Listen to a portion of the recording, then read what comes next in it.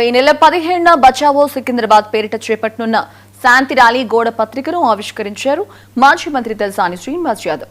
220 ఏళ్ల సికింద్రాబాద్ చరిత్రను తుడిచిపెట్టే కుట్ర జరుగుతోందని ఆరోపించారు.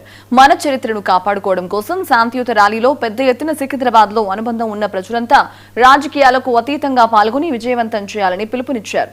రేవంత్ ప్రభుత్వ కుట్రలను తిప్పికొట్టాలని పిలుపునిచ్చారు. ఈ ర్యాలీకి ముఖ్య అతిథిగా బీఆర్ఎస్ వర్కింగ్ ప్రెసిడెంట్ కేటీఆర్ పాల్గొనున్నట్లు తెలిపారు.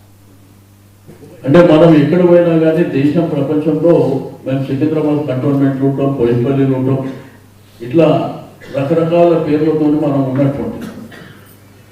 కానీ ఈరోజు సికింద్రాబాద్ అస్తిత్వాన్ని దెబ్బకొట్టడానికి మల్కాజిగిరి కమిషనరేట్, అదేవిధంగా Cyberabad commissionerate, Hyderabad commissionerate, corporation, ఈ 3 పేర్లు పెట్టి మల్కాజిగిరి అనేది ఒక చిన్న గ్రామం ఒకప్పుడు, సైబరాబాద్ కూడా ఒక గ్రామం.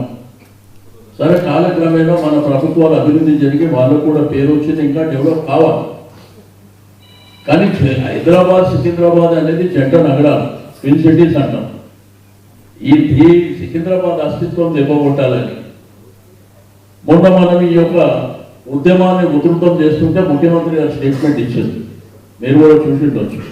నేను సికింద్రాబాద్ జోలికి రాలేదు, సికింద్రాబాద్ టచ్ చేయలేదు అని మాట్లాడుతూ. ఇప్పుడు మన సికింద్రాబాద్ కోర్టు కంటోన్మెంట్ ఆఫీస్ ఉంది కదా, దాని పక్కనే డీసీపీ ఆఫీస్ ఉంది కదా, అది మల్కాజిగిరికి ఇచ్చేసి, మోటా మార్కెట్ ప్రాంతాన్ని మల్కాజిగిరికి ఇచ్చారు, మాంకాలి బేగంపేట ప్రాంతాన్ని, బోయిన్పల్లి అంతా మన మల్కాజిగిరికి ఇచ్చారు. అంటే రేపేంది బోయిన్పల్లిలో కూడా బోర్డు మీద మల్కాజిగిరి అని రాస్తారు. అంటే మన తల్లిదండ్రుల పేరు మారు తూకుంటామా? అంటే మన అస్తిత్వాన్ని దెబ్బకొడు తూకుంటామా?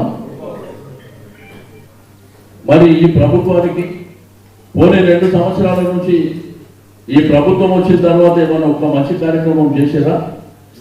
ఎక్కడన్నా ఏదైనా కార్యక్రమాలు జరిగినా? మీకు ప్రజలు అధికారం ఇచ్చినప్పుడు ఆ పని చేయమంటే ఈ పనికిరాని చెత్త పనులని చేసుకుంటూ పేర్లు మారుస్తారంటే ఎవరు ఇచ్చింది అధికారం? అంటే పేర్లు